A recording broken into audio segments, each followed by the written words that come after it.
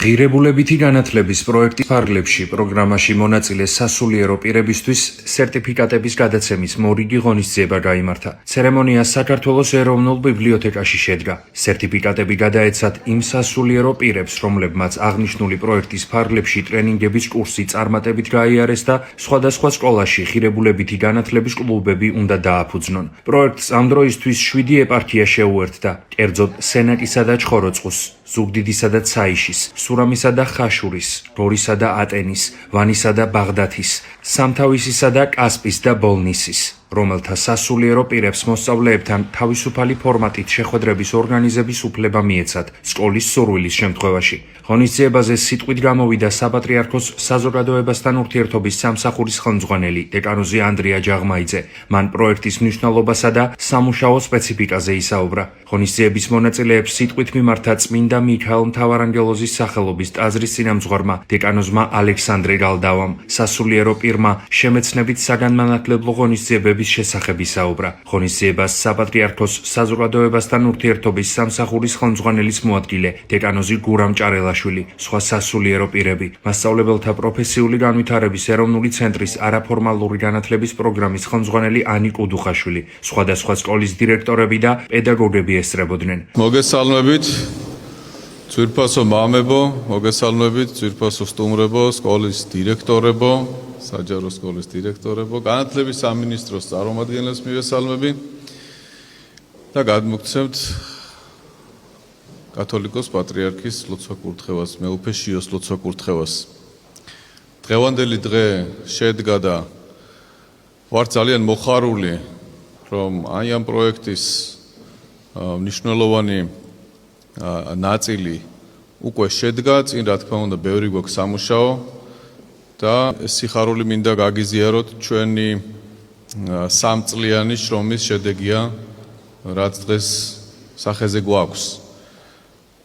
წელს არის 1700 წლისთავი ქართლის მოქცევისა და სიმბოლურად ეს პროექტი სახელმწიფოსა და ეკლესიას შორის თანამშრომლობა აისახა ამ პროექტში და საქართველოში ქრისტიანობის გავრცელების და ქრისტიანული სიტყვის გავრცელების განახლება ასეთი სახით გვიწევს. მე მგონი, რომ ეს არის საუკეთესო, რაც შეიძლებოდა ეკლესიას და სახელმწიფოს ერთობლივად გაეკეთებინათ.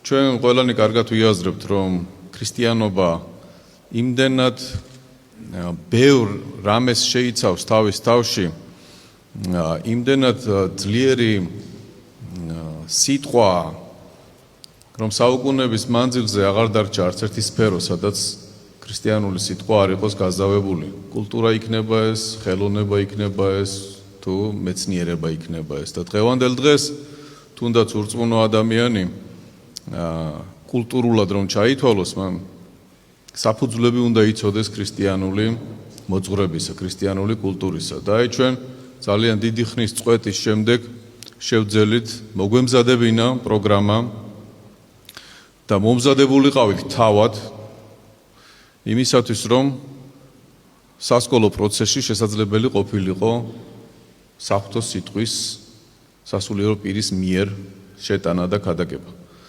ამას წინ უძღოდა ძალიან ბევრი ფიქრი, რა სახით უნდა გაკეთებულიყო ეს, ძალიან ბევრი ექსპერიმენტი, რა იყო უფრო მოსახერხებელი იმისათვის, რომ მიგვეწოდებინა თანამედროვე ადამიანისათვის ისეთი ფორმით, რომ ეს არ ყოფილიყო არც მოსაბეზრებელი, არც ძნელად მოსასმენი, ყოფილიყო ზომიერი და მთავარი რაც არის, ყოფილიყო ორიენტირებული გემოვნების ჩამოყალიბებაზე, რომ ადამიანს შეეძლოს ცხოვრებისეულ სიტუაციაში, ლიტერატურაში, ხელოვნებაში, კინემატოგრაფიაში ამოიცნოს ის ფასეულობები, რომელიც გაბნეულია და რომელიც ავტორის მიერ გადმოცემული არის სხვადასხვა ხერხით. გამზადებული ასეთი ინსტრუქცია არ არსებობდა და მხოლოდ გულითადი შრომა, მხოლოდ მამობრივი მზრუნველობა ჩვენს შვილებზე განაპირობებს იმას, რომ ამ მიმართულებით გვაქვს შედეგი. მართლაც მნიშვნელოვანი დღეა დღეს და როგორც მამა ანდრეამ თქვა, ნაყოფი მალე იქნება და რასაც დავსწრეს იმას მოვიმკით და ამის იმედი გვაქვს. მე მინდა მცირედი ექსკურსი გავატარო იმის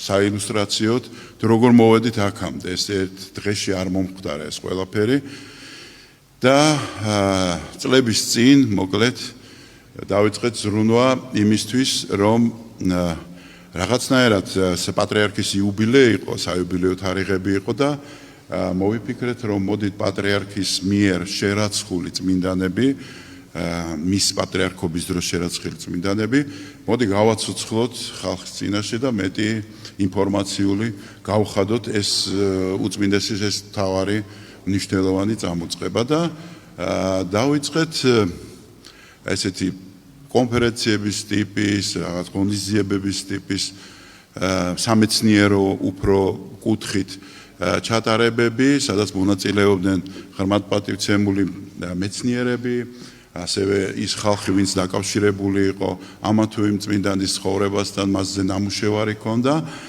და ეს იყო ძალიან კარგი სივრცე, მაგრამ ეს რაღაცა არ იყო ის, რაც დღეს ჩვენ გვჭირდება. ეს იყო უფრო სამეცნიერო, უფრო რაღაც კონკრეტული საქმიანობისთვის, დასრული ადამიანებისთვის, მომზადებული პიროვნებისთვის, რომ მიიღო ეს თითოეული მომხსენებლის სიტყვა და ჩვენ უფრო რაღაცა კიდე სხვა გვინდოდა, რომ გადავსულიყავით ცოტა პოპულარულ თემებზე, ისეთი რამ შეგვექმნა, რაც უფრო ახლოს გახდიდა და ხელშესახებელს გახდიდა თითოეული წმინდანის ღვაწლზე და მოხდა ისე, რომ რაღაცნაირად მივადექით ნაზარის ცხოვრებას, იცით, წმინდა ნაზარი, მასთან ერთად აღსრულებული წმინდანები და იქ არის ესეთი მყარი ოქმი ჩანაწერი მისი დაკითხვისა.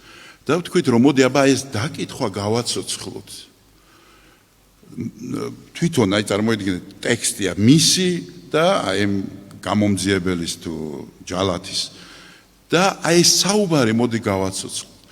და შევეცადეთ, რომ სახეობი მოგვეყვანა და მას აი ესე დიალოგის ტიპის ესე იგი პატარა სცენა დაგვედგა იმ სამეცნიერო ღონისძიებაში, რომელიც მას ეძღვნებოდა. და მართლა საოცარი შედეგი მივიღეთ, ყველაზე მნიშვნელოვანი და ყველაზე ცრემლნარევი თუ რაღაც ემოციური, სწორედ ეს ნაწილი იყო.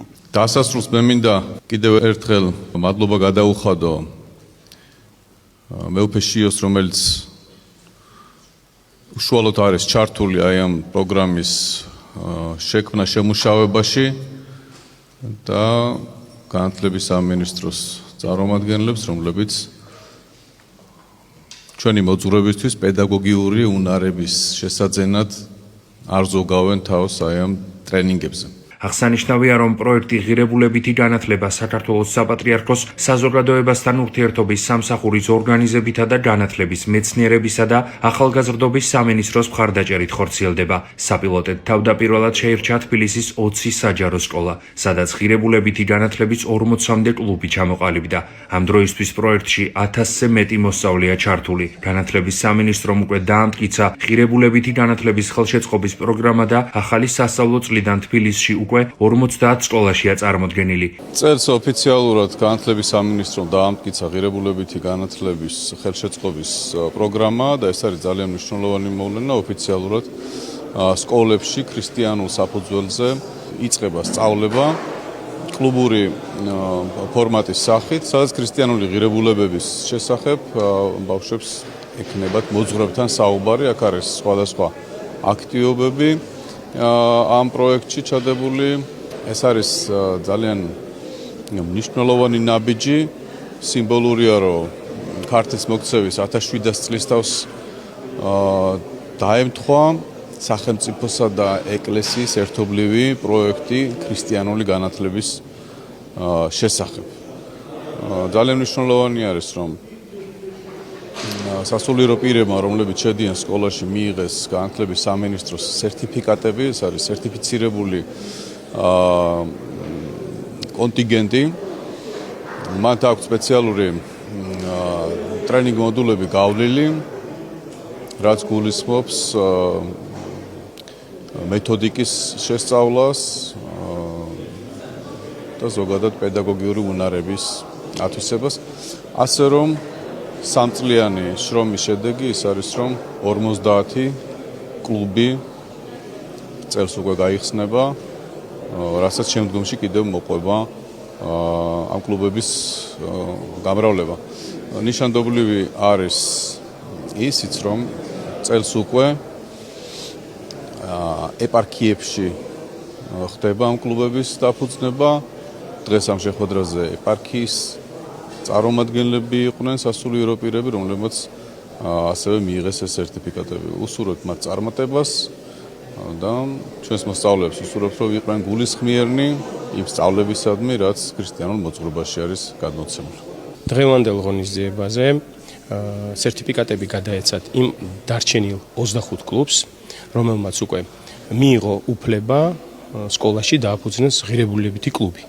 ასევე სასიხარულოა ის, რომ ზაფხულში მთელი ზაფხულის განმავლობაში ჩვენ ეპარქიებში ვაგრძელებდი ტრენინგებს და იქ უკვე საბაზო კურსი გაიარეს სასულიერო პირებმა, 100-მდე სასულიერო პირმა და 8 ეპარქია უკვე ფაქტობრივად გადამზადებულია იმისათვის, რომ თავისუფალ რეჟიმში დაიწყონ სკოლასთან კომუნიკაცია, ჩაატარონ თავისუფალი სახის გაკვეთილები იმ თემებზე, რომელიც მოზარდებს, ასე ვთქვათ, აინტერესებს და შემდგომში დეკემბრის მერე შესაძლებელია, რომ ზუსტად ამ სასულიერო პირებმა შემდგომი გადამზადების შემდეგ უკვე ღირებულებითი კლუბი ჩამოაყალიბონ ამავე სკოლაში, თუ რა თქმა უნდა დირექციის სურვილი იქნება და ესე ვთქვათ შედგება ღირებულებითი განათლების კლუბი. მნიშვნელოვანი დღე იყო დღეს, შედგა ეს დღე.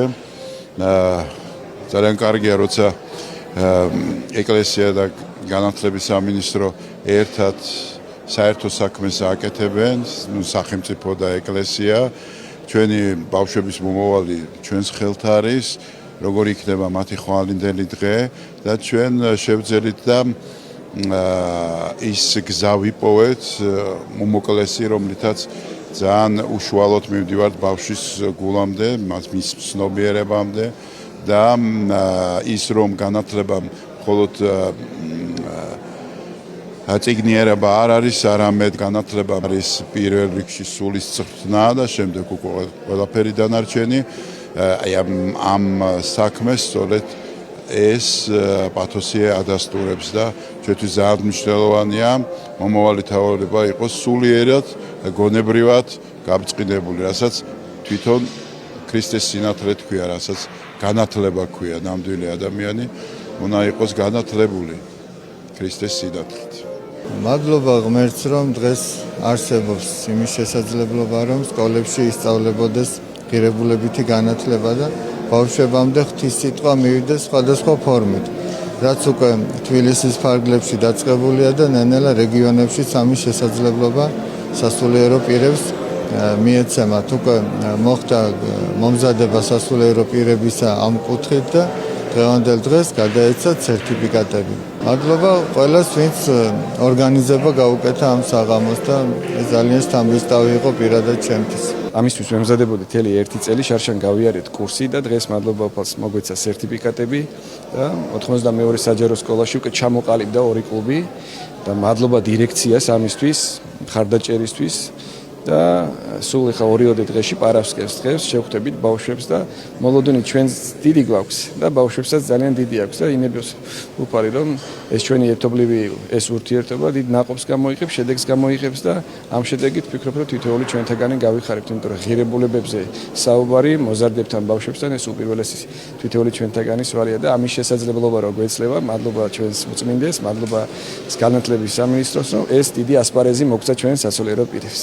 106 საჯარო სკოლაში მეორე წელია რაც ფუნქციონირებს ღირებულებითი განათლების კლუბი და მინდა გამოვხატო დიდი მადლიერება ამ პროექტის მესვერების მიმართ, იმიტომ რომ ძალიან ბევრი რამ მოგცა ჩვენ ბავშვებსაც, მასწავლებლებსაც, მთელ სასკოლო საზოგადოებას ამ პროექტმა უამრავი რამ იყო შემოთავაზებული გასული წლის განმავლობაში. ეს იყო პროექტები, კონკურსები, ჩვენი ინიციატივები, შესაძლებლობა ჰქონდა, რომ ჩვენ თავად წარგვედგინა პროექტები და ეს შემდგომ დაფინანსებული იყო, ხელი შეეწყოთ ტრანსპორტით და გადაადგილებით და ასე შემდეგ და ვიყავით მაგალითად მოხუცთა თავშესაფარში, მიულოცეთ ახალი წელი, შეშემო ბავშვთა ცენტრებში და მიგქონდა სხვადასხვა ღონისძიება, ბავშვები დამეგობრდნენ, დაახლოვდნენ, ბევრი კითხვა უშვებათ, ინტერესდებიან და უფრო მეტად ვხედავთ შედეგებს და დარწმუნებული ვარ, ეს პროექტი თუ გაგრძელდება, ძალიან კარგ შედეგებზე გავალთ და ჩვენ ქვეყანას უკეთესი მომავალი ელოდება. აღსანიშნავია, რომ ქართლის მოქცევის 1700 წლისთავი აღენიშნება. სწორედ ამ საიუბილეო თარიღს უძღვნის საქართველოს საპატრიარქოს საზოგადოებასთან ურთიერთობის სამსახურის სკოლებში ქრისტიანობის შესახებ სწავლების შეტანას.